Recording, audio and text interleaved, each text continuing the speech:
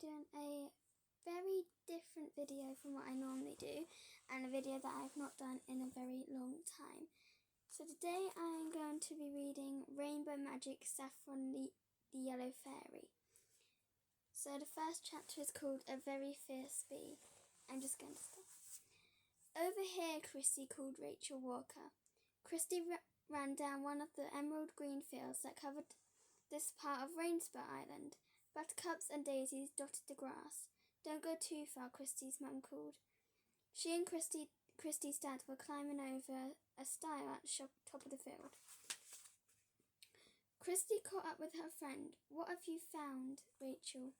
Is it another rainbow fairy? She asked hopefully. I don't know. Rachel was standing on the bank of a rippling stream. I thought I heard something. Christy's face lit up. Maybe there's a fairy in the stream. Rachel nodded. She knelt down on the soft grass and put her ears close to the water. Christy crouched down too and listened really hard. The sun glittered on the water as it splashed over big, shiny pebbles. Tiny rainbow flashed and sparkled, red, orange, yellow, green, blue, indigo and violet. And then they heard a tiny bubbling voice. Follow me, it gurgled. Follow me. Oh, Rachel gasped. Did you hear that? Yes, said Christy, her eyes wide. It must be a magic stream. Rachel felt her heart beat fast.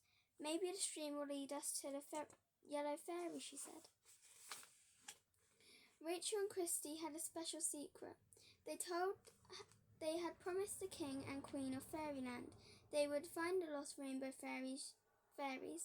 Jack Frost's spell had hidden the rainbow fairies on Rainbow Island. Fairyland would be cold and grey until all 7 fairies had been found and returned to their home. Silver fish darted in and out of the bright green weed at the bottom of the stream. Follow us, they whispered in tinkling voices. Rachel and Christy smiled at each other. Titania, the fairy queen, had said that the magic would find them. Christy's parents had stopped to admire the stream too. Which way now? Asked Mr. Tate. You two seem to know where you're going. Let's go this way, Christy said, pointing along the bank. A brilliant blue kingfisher flew up from its perch on a twig. Butterflies as bright as jewels fluttered amongst the reeds. Everything on Rainbow Island is so beautiful, said Christy's mum. I'm glad we still have 5 days of holidays left. Yes, Rachel thought, and 5 rainbow fairies still to find. Saffron, Fern, Sky, Izzy, and Heather. Ruby the red fairy and Amber the orange fairy were already safe in the pot at the end of the rainbow. The girls ran on ahead of Mr. and Miss Tate. As they followed the bubbling stream, the sun went behind a big dark cloud.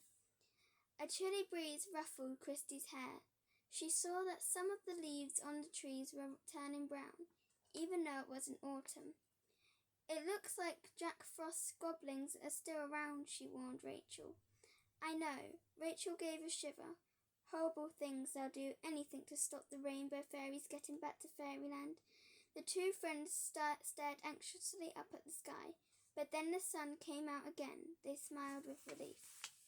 The stream ran through a meadow covered with green clover. A herd of black and white cows were grazing at the water's edge. They looked up with their huge brown eyes. Aren't they lovely? Christy said. Certainly. The cows tossed their heads and ran off towards the other end of the field. Rachel and Christy looked at each other in surprise. What was going on? There was a loud buzzing noise. A small angry shape came whizzing through the air, straight towards them. Rachel almost jumped out of her skin. It's a bee, she gasped. Run, Christy cried. The cows had got the right idea. Rachel tore through the meadow with Christy beside her, their feet pounding the grass. Keep running, girls, called Mr. Tate, catching up with them. That bee seems to be following us. Rachel glanced back. There was a bee. The bee was huge, bigger than any bee she'd ever seen. In there, quick, Mr. Tate called from the side of the field. She pulled open a wooden gate. They all ran through it, then stopped to get their breath. I wonder who lives here, Christy panted. They were in a beautiful garden. A path led up to a thatched cottage with yellow rose around the door. Just then a very strange creature came out from behind some trees. It looked like an alien from outer space. Oh, Rachel and Christy gasped. The creature lifted its gloved hands and removed its white helmet to reveal an old lady. She smiled at them. Sorry if I startled you, she said. I do look a bit strange in my beekeeper's suit. Rachel sighed in relief. It wasn't a space alien after all. I'm Miss Mary, the old lady went on. Hello, Rachel said. I'm Rachel. This is my friend Christy. And this is my mum and dad, Christy added. Mr. and Miss Tate greeted Miss Mary. Then Mr. Tate ducked as the huge bee zoomed past his ear. Watch out, he said. Oh, it's that hideous queen again, said Miss Mary.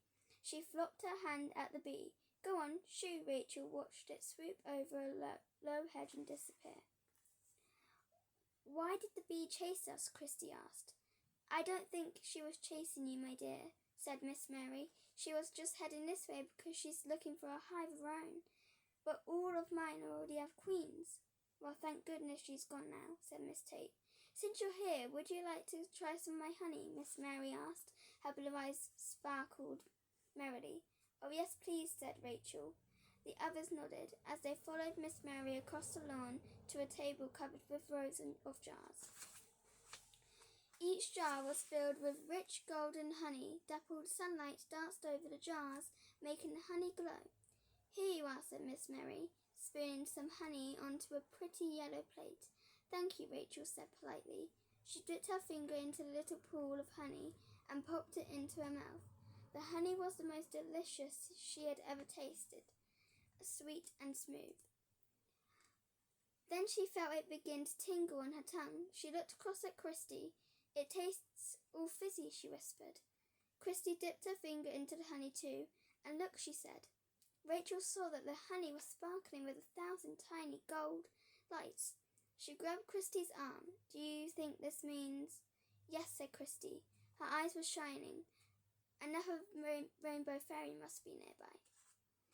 That is the end of chapter 1.